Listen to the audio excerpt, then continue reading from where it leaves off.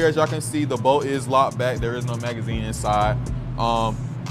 Ignore the optic on top. I will be doing a review on this optic, but we're not gonna focus too much on the optic today. Today it is strictly about the gun.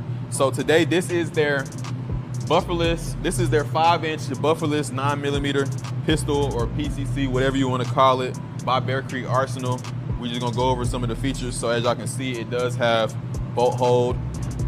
So if I wanted to drop it, all I have to do is just hit this, and it drops just like that. We got regular standard safety selector right here. I did change out the pistol grip. For those of y'all who do know, it comes